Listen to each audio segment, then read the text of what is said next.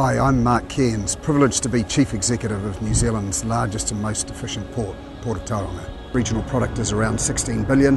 That study suggests 60% of that comes through the port node. So we see a role, a very significant role in facilitating that economic growth, both for the region but also for the country, and ensuring that we have the most efficient supply chains for exporters getting goods to market and also getting imported products into the country. We are seeing a number of vessels or shipping lines calling at Tauranga only, so developing as one of the larger North Island hubs, in some cases the only New Zealand hub. So that means any exporters locating here, they're not having to pay to get their goods from other parts of the country to the port, so they're very fast transit times to the port and then to their export markets. The future growth is where we have one of our most significant competitive advantages. We have 185 hectares of land.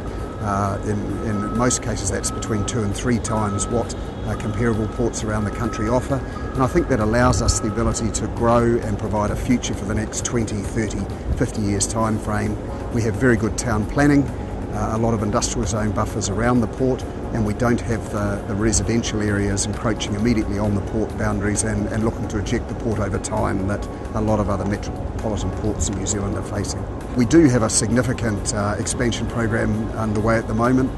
The board have been very supportive. We're embarking on a $150 million capital plan over the next 3 years, extending our wharf at Sulphur Point another 170 metres, so that'll give us about another 30% extra quay. Extra pavement areas. We've ordered a 6th crane, but probably the biggest will be the dredging project. So we've been working for nearly 4 years now to secure the resource consents, and we've been listening to our exporters and importers who suggest, there's a study being done, suggests there's nearly $340 million worth of savings available to those importers and exporters if we can access larger vessels and the lower slot operating costs that they provide. So if we can achieve those resource consents, we have sign-off to get that work underway. That will make Tauranga the only New Zealand port capable of handling these vessels.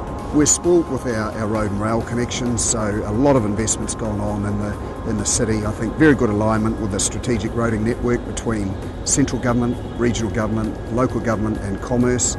Everyone's agreed and aligned on the strategic roading network, and I think there has been significant development because of that alignment. So very good state highway connections. The government now owns rail, and they're putting a lot of money into the turnaround plan and rail, and the Minister of Transport and the Chief Executive of Rail suggesting that investment's going to go where the growth's going to be, in that golden triangle, the Tauranga, the Hamilton, the Auckland lines, and exporters and importers will benefit in those investments.